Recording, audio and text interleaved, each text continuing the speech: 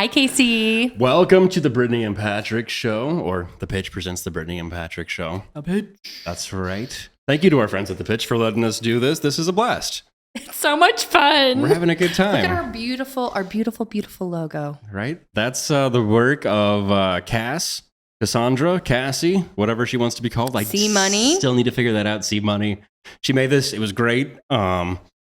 And I was difficult with her too. She was just like, "How about this?" I'm like, "Yeah, I don't know if that's really Third time's the charm." But then she did this, and it's like, this is the best thing I've ever seen. This is incredible, and it's got like all these little Casey intricacies in there, and you kind of find a new thing each time you look at it. And maybe it's the edibles that I took. Maybe that's why I'm staring at this logo. But it's very, very cool. So thank you to her. And looks like an I Spy book.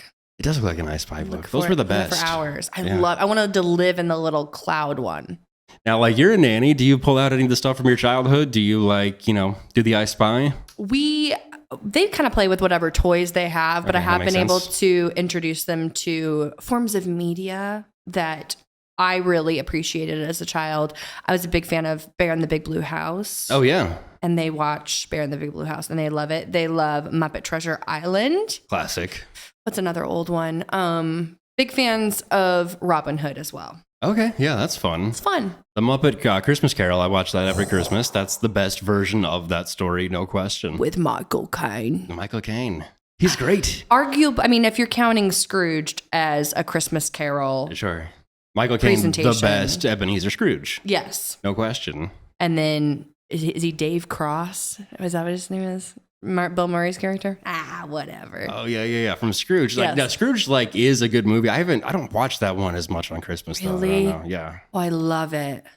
Love it. I love Bill Murray, but now everyone's kind of saying he's, kind of a dick, maybe? I don't know.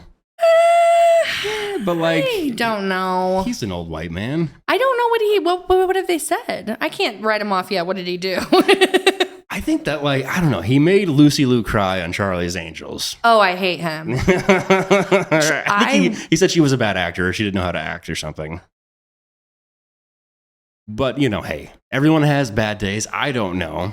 But also, when you're someone like that, it's like when everyone hated Justin Bieber. It's like, well, you would have been a dick too if you got famous when you were 19. It's just like Bill Murray's been famous for a very long time and had a lot of people tell him he's really great for a long period of time. Yeah.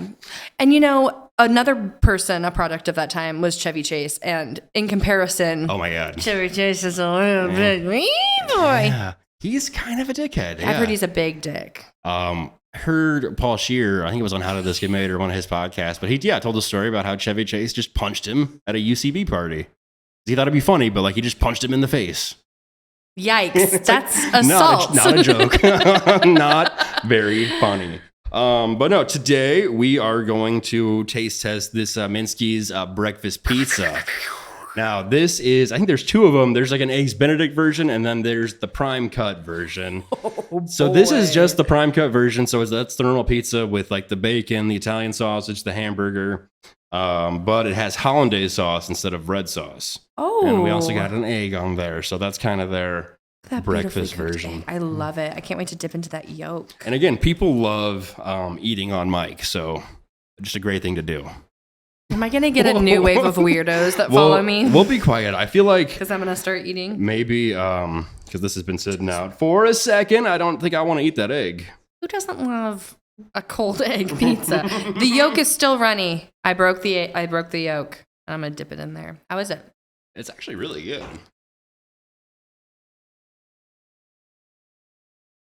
Oh, wow. No, I love it. Yeah, the hollandaise sauce works. I didn't think it would. Yeah, that's actually really good. That rules. If that was a fresh egg and you were able to take your fork and mash it up all over it. Yeah. And that size, that's perfect for two people to split or eat it all by yourself. And the Eggs Benedict one that I didn't get, that one has 3 eggs on it. This one only has 1. That 3 eggs is a lot. It is a lot. Like cholesterol. And 3 eggs in this economy? No way. They're expensive. They are expensive. This is a delicious pizza. I love Minsky's. Big fan of Minsky's. Their crust is so good. It's just the right amount of thickness, in my opinion.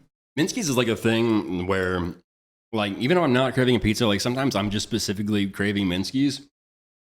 I don't know if it's like a childhood thing where like I have that with like Pizza Hut, where I'm like, Pizza Hut is objectively not great pizza, but like just that taste of that, the chemicals, I don't know what it is. It brings back the childhood nostalgia of the Book It program or what I don't know. It just tastes so good. And sometimes I'm just craving a Pizza Hut pizza and I have to get one. Yeah, the pepperonis at Pizza Hut are so specific. They are. And they're like crispy like bacon. Yeah, and like that pepperoni thin crust, like that's just so good. Yeah, and it's definitely not natural, but it's good. What food in fast form is real? I don't know, but it's delicious and I love it. Yeah, when I lived in LA, I ate a lot of Little Caesars pizza because I live by one, and it's like you got $5, the hot and ready. Hot and ready. Which, that goes a long way. I put on a lot of weight because I was only eating Little Caesars pizza. If you're hot and ready, they'll be hot and ready. That's so true. Thank you. No, and like, pause. I think that was like a Tim Dillon joke about just how like Little Caesars advertises their pizza to homeless people because it's hot. Like no one else advertises their pizza as being hot. Do you like hot pizza or do you prefer it room temperature or do you prefer it cold? Because I am straight up a room temperature pizza girly. I need my pizza to feel like I've been at a birthday party running around playing and then I forgot to eat and then I'm like sweaty and thirsty and I'm chugging a Mountain Dew and then I eat a cold pizza. It's so good. And to me they're all good and it's just like it just depends what I'm in the mood for. You're right. Yeah, if you're at a party or like a pool party or something. Pool party. Come on. Just like that cool slice of pizza that's so good after just a lot of swimming. But yeah, I'm totally with you on the hot. I like it hot though. To be honest, I am not really used to eating hot food from years of working in the service industry and just eating cold leftovers over a trash can. I rarely ate a hot meal in my 20s. Yeah. And then, when you work at a restaurant, because I worked at a First Watch for like 7 years. Oh, brunch bitch. Yeah, and you can get burnt out on like the place you work's food very quickly. Oh yeah, but like, even with your extra things that you can, ask the line cooks. You're a boy asking line cooks for things. For women, I know it's different. We can get whatever we want. That's true. Yeah. You order food and they're like, I'm gonna fucking. Yeah, no, it's like the kitchen closes in 15 minutes. I'm gonna piss on it. No, and like the best managers I had at First Watch would let like all the Mexican line cooks just do their job and not get in the way because it's like sometimes like they'd want to control the line, but he's just like, I'm bad at this and very slow. I am the captain. Yeah, you guys run the ship. I'll stand over here to the side and kind of expo. Like, yeah. As he should. Yeah, exactly. But yeah, there were so many times because First Watch did the handwritten tickets. So like we never had to ring stuff into the computer. Or you're supposed to. So it's like, but the tickets you turned into the kitchen were handwritten. So it's like what I would do, I would just handwrite the ticket, not ring it in, turn it in the kitchen. Food comes out. You crumble that ticket up, you throw it away, you don't pay for it. What ticket? Yeah, exactly. So that was just my way of like giving myself a raise. It's like, you know what? I've worked here a long time. I'm just not going to pay for food anymore. Suck it. No, that's what we call a brunch tax. That's, If you work brunch, you're entitled to compensation. Yeah. But see, like now they even serve booze and they didn't serve booze when I worked there. So like, I can't even imagine what that's like now because that adds in a whole different element of hell. That's sweet hell. Yeah. I had to only write tickets for a period of time when we didn't have a POS system at Succotash. Oh, yeah. Succotash, amazing. Amazing. Been fired from there twice. Love it. I 100% hate writing down tickets because I don't have good handwriting. And in a rush, whenever you're taking a table's order. Oh, yeah. There's like 5-6 people too. Yeah. You have to like write in a certain language so that back of house can understand it, and it's just hell on earth. I hate it. And then writing up like for people to pay. Yeah, no, and that's like at a lot of restaurants. Yeah, you have to take like an abbreviations test, and it's just like I'm waiting tables. I'm waiting tables, so I don't have to go to school. I'm like learning shorthand. Why am I taking tests? Is this Mad Men? What are we doing? What is this? Yeah. Boo hiss. I say to that. So definitely what we're saying is, tip your service industry workers because they deserve it. And especially now. Stop going to Restaurant Week. It's a weird thing. Don't do it. I'm just kidding. The bitch probably runs it. KC Restaurant Week is strange though. Like if you choose to do it, I think it's like a really cool thing that gets a lot of restaurants a lot of attention. Yeah. But my goodness, you get some people who just aren't used to going to anything other than an Outback Steakhouse, and it can be hell to wait on people. Yeah, they don't know how to behave in the restaurant, how to order. It's a whole thing, yeah. They've never worked in a restaurant. I attribute it to that mostly. And a lot of times, yeah, I do like Restaurant Week, but like a lot of times the stuff on those menus are kind of like, I mean, they're trying to save money, right? Because it's literally using whatever they have in the back. Everything is like kind of the same price or a fixed menu or whatever. So you're not getting like the best thing on the menu. So it's like a lot of times it's like, yeah, I like the restaurant, but I'd rather just order off their menu and get what I want and not get the weird salad and weird desserts that I don't want.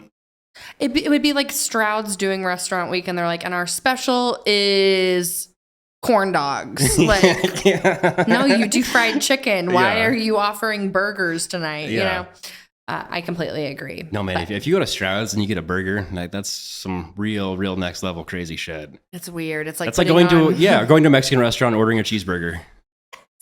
Like, they're always on the menu, and I always wonder who's ordering them. I don't know. I went on a date one guy who ordered a burger at a Mexican restaurant, and it was an immediate red flag, and I never talked to him again. I was terrified. I was a little worried for my life. I would be too. And by the way, I bet those burgers are actually pretty good though. Oh, they slap. But it's a crazy thing to order at a Mexican restaurant. Yeah. Anyway, let's play a little game. I love games. Okay, hell yeah. Are you familiar with Letterboxd?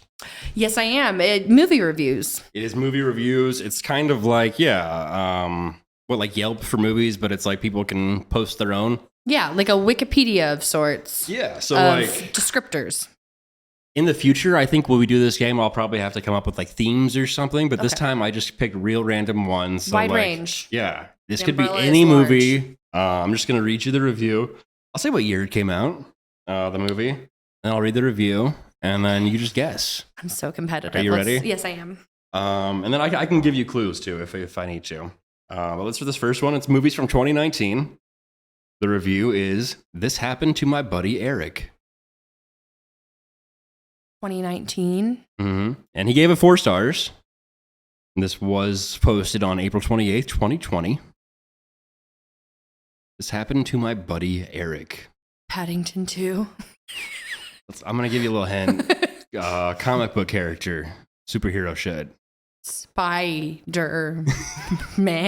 It's Joker. Oh! Yeah. That happened to his buddy Eric.